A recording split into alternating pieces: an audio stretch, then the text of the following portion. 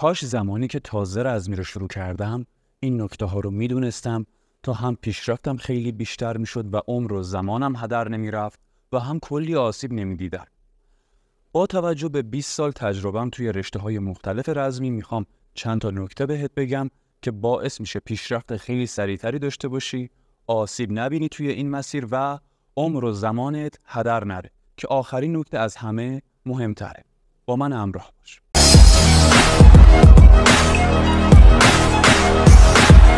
درود و ارادت. محمد امین جوکار هستم، مربی هنرهای رزمی که حدوداً 20 الی 21 سال توی چندین رشته رزمی تجربه دارم و فعالیت داشتم. خب خیلی سریع میریم سراغ نکته ها. نکته اولی که باید بهش توجه کنید اینه که اهمیت داشتن یک مربی خوب از رشته‌ای که انتخاب میکنید و باشگاهی که انتخاب میکنید با امکاناتش مهمتره. چون اگر شما یک رشته رو انتخاب کنید که استعدادهای شما مناسب اون نباشه و بهش علاقه‌ای هم نداشته باشید اما یک مربی عالی داشته باشید، وقتی یک مدت کار کردید، استعدادهاتون رو پیدا کردید و شرایطتون مناسب تر شد، میتونید رشته‌تون رو تغییر بدید. اون زمانی که شما آشناییتون با هنرهای رزمی بیشتر شده، تجربه‌ای دارید و بهتر میتونید انتخاب بکنید و حالا یک مربی خوب توی اون رشته‌ای که دوست دارید و مناسب استعدادهاتون هست میتونید انتخاب کنید. اما اگر مربی شما خوب نباشه، با دانش نباشه، توی رشته‌ای باشید که استعدادش هم داشته باشید و بهش علاقه داشته باشید، به درستی پیشرفت نمی‌کنید و احتمال آسیب دیدنتون زیاده. احتمال این که از ورزش زده بشید کلاً بذاریدش کنار زیاد. این اتفاق برای خودم هم افتاده. حالا میرسیم به باشگاه و امکاناتش. اگر شما یک مربی بیدانش داشته باشید با یک باشگاه فول امکانات که هر آنچه شما نیاز دارید رو داشته باشه، شما باز نتیجه خوبی نمیگیرید و امکان این که بازم آسیب ببینید هست، پیشرفتی نمی‌کنید. اما حالا اگر یک مربی با دانش داشته باشید اما باشگاهتون هیچ امکاناتی نداشته باشه، اون مربی با دانش شما رو میسازه و باعث میشه خیلی پیشرفت داشته باشید. حالا اینا رو گفتم تا بفهمید که اهمیت مربی چقدر زیاده. ولی حالا اگر شما هر ستای اینا رو بتونید یه جوری انتخاب بکنید که عالی باشن، یعنی هم مربی خوب باشه، هم توی رشته‌ای باشه که شما دوست دارید و هم باشگاهش امکانات مناسبی داشته باشه، که 100% نتیجه خیلی بهتری میگیرید. اما حالا اگر در دسترستون نبود که هر ستای اینا رو با هم داشته باشید، رشته‌ای رو انتخاب بکنید که یک مربی عالی داخلش تدریس میکنه. خب حالا چطوری مربی خوب رو شناسایی کنیم ما که تجربه نداریم؟ ببینید، باید برید توی شهرتون سر کلاس‌های رزمی که برگزار میشه بشینید. مثلا از هر رشته‌ای که حالا مربیای داخلش دارن فعالیت میکنن، سر کلاس هر کدوم یک جلسه برید بشین. حالا از بین مربی‌هایی که رفتید سر کلاسشون، اون مربی که آموزش دادنش بهتر بود، نحوه انتقال دادنش یعنی بهتر بود، وقتی چیزی رو توضیح میداد برای هنرجوهاش شما بهتر متوجه میشدید، جزئیات بیشتری میگفت توی آموزش‌هاش، اون یعنی انتقالش بهتره برای شما، از این نظر بهتره. حالا بعد از این باید به این توجه بکنید که اخلاق و رفتارش با شاگردهاش چطوره و چطوری باهاشون صحبت میکنه، چطوری باهاشون رفتار میکنه. آیا فقط صرفاً بهشون ضربه ها رو یاد میده و اخلاقیات رو باهاشون کار نمیکنه، باهاشون درست رفتار نمیکنه؟ باید به این هم توجه کنید و اخلاق رو هم مد نظر قرار بدید. و موضوع بعدی که باید بهش توجه بکنید اینه که توی کارش جدیت داشته باشه. کلاس شلوول نباشه همینجوری هر کسی برای خودش هر کاری بکنه. کلاسی که نظم داشته باشه، قانون داشته باشه، همه چیزش روی برنامه باشه، شما توی اون کلاس پیشرفتتون خیلی بیشتره. خب برای شروع با توجه به این 3 تا ویژگی که گفتم، شما میتونید مربیتون رو انتخاب کنید و برید وایسید و کار کنید که حالا دیگه هر چی با اون مربی کار بکنید، هر چی توی رزمی باشید، هی آگاهیتون بیشتر میشه، هی تجربتون بیشتر میشه، شناختتون بیشتر میشه. و حالا با توجه به نکته‌های بعدی که بهتون میگم، اگر باز دیدید مشکلاتی توی کار مربی هست، مثلا علمی کار نمیکنه، میتونید متوجه بشید و مربیتون رو عوض کنید، یا نه شرایطتون تغییر کرد، حالا رشته مناسبی که میخواستید بود با یک مربی مناسب توی شهرتون، میتونید رشته‌تون رو تغییر بدید. نکته دومی که باید بهش توجه کنید اینه که در ابتدای مسیر باید تمرکزتون روی یادگیری و افزایش موبیلیتی و انعطاف پذیری باشه. نه اینکه بیای تمرکز کنید روی بدنسازی. در ابتدای مسیر حالا برای هر کسی مدت زمانش فرق میکنه. مثلا برای یک نفر 1 سال طول میکشه، برای یک نفر 2 سال، برای یک نفر 6 ماه. حالا بهتون میگم چطوری بسنجینش. شما وقتی شروع کردید به یادگیری رزمی، در ابتدا خیلی مهمه که حرکت‌ها رو به صورت اصولی یاد بگیرید و بتونید عالی اجراشون بکنید. در این مرحله خیلی مهم نیست که شما سرعت و قدرت بالایی داشته باشید. مهم یادگیریه. و برای اینکه در ادامه توی تمرینات آسیب نبینید یا بخواید این حرکت‌هایی که یاد گرفتید رو عالی اجرا بکنید، باید موبیلیتی و انعطاف پذیری خیلی خوبی داشته باشید. پس در ابتدای مسیر باید 80% تمرکزتون رو 70% تمرکزتون رو بذارید روی یادگیری حرکت‌ها به شکل صحیح و اجرا کردن عالیشون و افزایش موبیلیتی و انعطاف پذیری. و حالا 20 یا 30% رو بذارید روی بدنسازی رزمی و تمریناتی که در این زمینه هست. حالا وقتی که 1 سال مثلا کار کردید، 6 ماه کار کردید، حالا با توجه به استعدادتون، ژنتیکتون و دانش مربیتون و نوع آموزشش، مثلا توی 6 ماه دیدید دارید حرکت‌ها رو خیلی خوب اجرا می‌کنید، پاتون 180 درجه باز میشه، انعطاف کل بدنتون خوبه، اون موقع است که شما دیگه باید کم کم درصد تمریناتی که برای مرور تکنیک هست، برای یادگیری هست رو یه خورده کمتر بکنید، تمرینات انعطافتون و موبیلیتیتون رو کمتر بکنید و بیشتر برید سراغ بدنسازی. مثلا بذارید 40% تمرین کردن فنون و انعطاف پذیری و موبیلیتی و 60% یا 70% بذارید برای بدنسازی رزمی. اینطوری بهترین نتیجه رو میگیرید. و حالا وقتی چندین سال با این روال رفتید جلو، از لحاظ سرعت، قدرت و مهارت‌های رزمی به بهترین خودتون تبدیل شدید توی اون رشته رزمی، بعدش میتونید از فنون گلچین رشته‌های دیگه که رشته شما رو تکمیل میکنه استفاده کنید. مثلا من کیوکوشین کار میکنم. خیلی از مربی‌ها توی رشته من ضربه دست به سر رو اصلاً کار نمی‌کنن. توی رشته‌ام هستا اما کار نمی‌کنن، فقط مسابقاتی کار می‌کنن و توی مسابقه ضربه دست به سر ممنوعه. به خاطر همین توی باشگاهم تمرین نمیشه. حالا من توی کیوکوشین عالی شدم ولی ضربه‌های دست به سر رو باهام کار نکرده. خب حالا وقتی تمرین کردم و توی کیوکوشین عالی شدم، بعدش میرم سراغ یک مربی بوکس و میخوام که با من ضربه‌های دست به سر و دفاع‌های سر برای ضربه‌های دست رو کار بکنه که مهارت من کامل‌تر بشه. یا با یک مربی جودو و جوجیتسو صحبت میکنم تا تکنیک‌های قفل و گرفتن زدن زمین و توی خاط رو بهم آموزش بده تا من کامل‌تر بشم. این نکته رو اگر بهش توجه کنید باعث میشه که توی رزمی به مهارت خیلی فوق‌العاده‌ای برسید و به بهترین خودتون روز به روز نزدیک‌تر بشید. که الان با توجه به زمان حال که دوره‌های آنلاین هم زیاد هست توی این زمینه، پکیج‌های آموزشی زیادی هست که مربی‌های رشته‌های مختلف ارائه می‌کنن، از اونها میتونید استفاده کنید و اینطوری حتی میتونید جامع‌تر، چون مثلا شما برید دوره چند تا رشته رو میتونید با هزینه آموزش خصوصی دیدن یک رشته یاد بگیرید و اینطوری جلوتر میافتید، چون تجربه کار کردن رزمی دارید، با دوره‌ها میتونید به خوبی یاد. نکته سوم اینه که از مربیتون اگر با تجربه است، اگر با دانشه، بخواید که هر ماه یا هر 2 ماهی یه بار، هر 3 ماهی یه بار از شما یه آزمون بگیره، نقاط ضعفتون رو بهتون بگه که روش کار بکنید. اگر دیدید که مربیتون دانش مناسبی نداره، نمیتونه نقاط ضعفتون رو برطرف بکنه یا اصلا به این کار بهایی نمیده، ارزشی براش قائل نمیشه، با یک مربی متخصص صحبت بکنید تا شما رو آنالیز بکنه و نقاط ضعفتون رو بگه و سالها در جا نزنید. هی نقاط ضعفتون رو برطرف بکنید، روشون کار بکنید تا به خوبی سطحتون بیاد بالا و مهارت‌هاتون افزایش پیدا بکنه. که باز در این زمینه میتونید هم از مربی‌های آنلاین و هم مربی‌های مختلف توی شهرتون استفاده بکنید.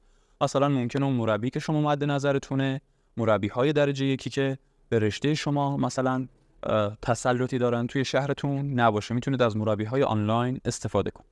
نکته چهارمی که باید بهش توجه کنید اینه که تمرین بدون خواب و تغذیه مناسب تأثیر آنچنانی نداره و خیلی وقتها میتونه حتی باعث آسیب به شما بشه، باعث عضله‌سوزی شما بشه. ما وقتی تمرین میکنیم روی بدنمون، روی عضلاتمون، روی استخوان‌هامون تخریب ایجاد میکنیم و باید با تغذیه موادی که برای ریکاوری و بازسازی نیاز داره رو بهش برسونیم و با خواب بهش این فرصت رو بدیم که خودش رو بازسازی بکنه. حالا اگر شما تمرین بکنید، به خودتون فشار بیارید، اما تغذیه‌تون مناسب نباشه یا خوابتون مناسب نباشه، مسلماً بدنتون نمیتونه خودش رو ریکاوری بکنه و دوباره شما میری تمرین و دوباره هی به بدنتون آسیب وارد میشه و همینطوری به مرور باعث آسیب‌های زیادی در طولانی مدت برای شما میشه، یا اگر باعث آسیبتون هم نشه باعث میشه که پیشرفت مناسبی نداشته باشید و به جایگاه‌های مناسبی که حالا جزء اهدافتون میتونه باشه یا در کل باید بهش برسید اگر راه درست رو برید نمیرسید و به این موضوع باید خیلی توجه کنید. من خودم زمانی که اصول تغذیه رو یاد گرفتم و خوابم رو تنظیم کردم، کیفیت تمرینم رفت بالا و سرعت پیشرفتم هم خیلی بیشتر شد.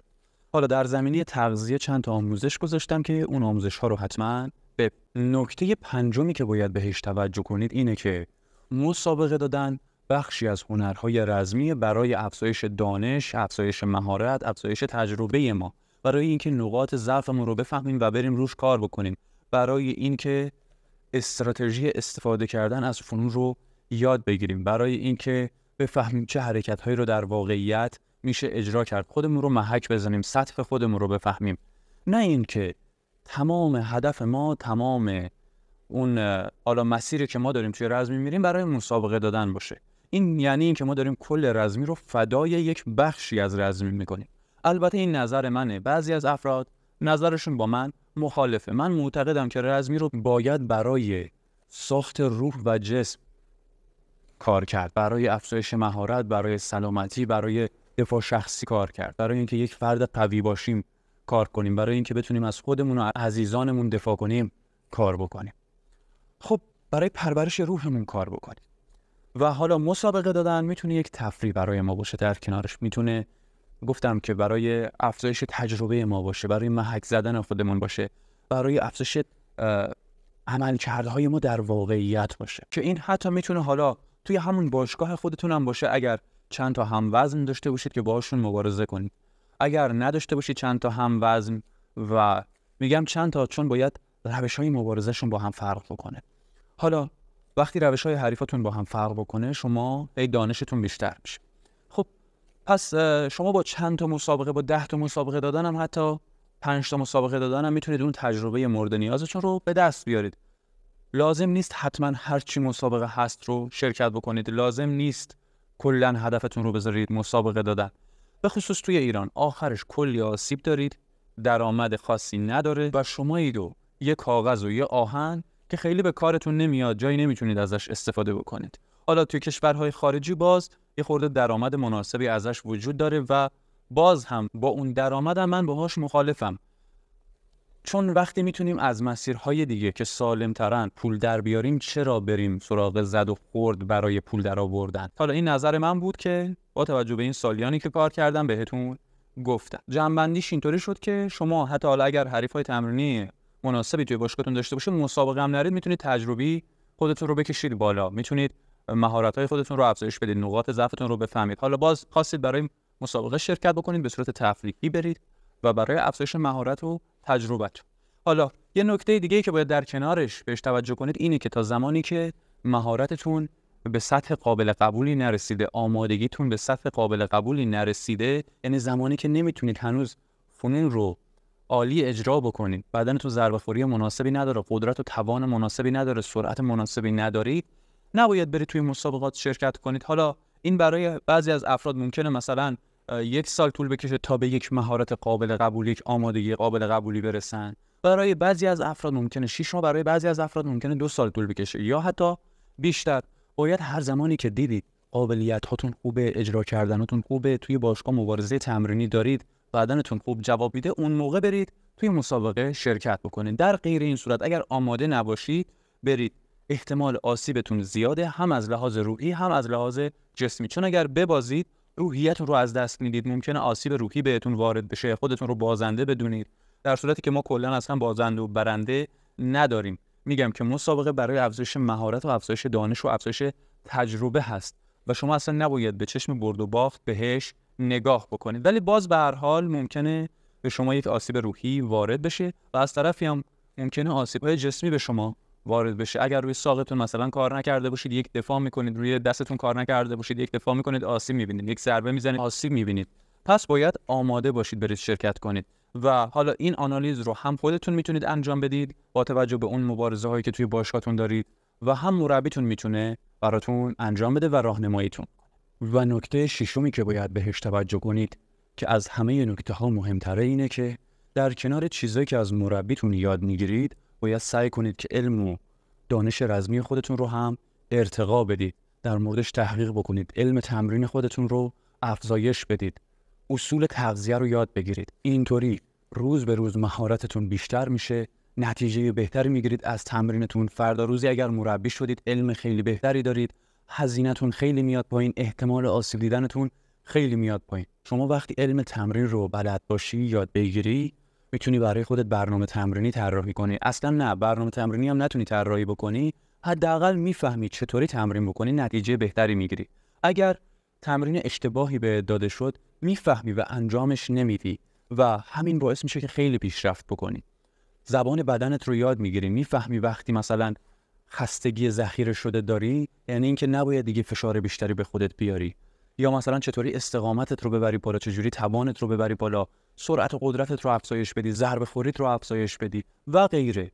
به همین واسطه خیلی پیشرفت می‌کنی. مثلا وقتی شما توی یک باشگاه شاگرد عمومی هستی، 30-40 نفر دیگه هم در کنار شما، مربی نمیتونه خیلی برای شما وقت بذاره. پس باید روی این زمینه وقت بذارید و سعی کنید علم تمرین خودتون رو ببرید بالا، علم رزمی خودتون رو ببرید بالا. و وقتی اصول تغذیه رو یاد بگیرید، میفهمید باید چقدر پروتئین بخورید، چه غذاهایی باید بخورید، چه غذاهایی نباید بخورید، چه زمانهایی باید چه غذاهایی بخورید، قبل مسابقه چی بخورید، قبل تمرین چی بخورید، بعد تمرین چی بخورید، مابین مسابقه هاتون چی بخورید، چقدر بدنتون پروتئین نیاز داره، چقدر کربوهیدرات نیاز داره. وقتی اینها رو یاد بگیرید، نمیخواد هر ماه برید برنامه غذایی بگیرید. اگر میخواید پیشرفت عالی داشته باشید، دیگه خودتون میتونید تغذیه‌تون رو مدیریت کنید و این باعث میشه که خیلی پیشرفت بکنید، خیلی سریعتر پیشرفت بکنید، خیلی هزینه هاتون کمتر بشه. من خودم زمانی که اصول تغذیه رو یاد گرفتم، علم تمرین رو یاد گرفتم، هزینه هام 1/5 شد. خیلی هزینه های الکی می‌کردم برای برنامه تمرینی، برای تغذیه و غیره. خب در زمان حال باز هم مربی‌های زیادی، پزشک‌های حتی زیادی، دوره‌های علمی زیادی دارن ارائه می‌کنن به صورت آنلاین، به صورت پکیج و میتونید از اونها استفاده کنید، یا حالا اگر دوره‌اش توی شهرتون برگزار میشه شرکت بکنید و یاد بگیرید. صرفاً فقط روی این حساب باز نکنید که برید سر کلاس مربی حالا یه چیزی بگه همون فقط بریزید توی ذهنتون و بیایید. قرار نیست همه چی رو مربی بهتون یاد بده. من خیلی از چیزهایی که بلدم رو حدوداً میشه گفت 80-90% رو خودم یاد گرفتم. حالا 80-90% نه، 60% رو خودم یاد گرفتم. یعنی اگر شما خودتون به دنبال پیشرفت نباشید، خودتون رو ارتقا ندید، سطح علمی خودتون رو بالا نبرید، سطح دانشی خودتون رو بالا نبرید، قرار سالهای خیلی زیادی درجا بزنید و در نهایت هم یک رزمی کاری هستید که دانش آنچنان زیادی نداره و کلی هم آسیب داره. پس به این مورد خیلی توجه کنید، اهمیتش خیلی خیلی زیاده. لطفاً شما هم با توجه به تجربتون اگر فکر میکنید به نکته بیشتری باید توجه بشه، در قسمت نظرها بنویسید تا عزیزانی که میخوان تازه شروع کنن یا شروع کردن نظر شما رو بخونن، بهش توجه بکنن که پیشرفت بهتری داشته باشن و آسیب نبینن در این مسیر، عمرشون هدر نره.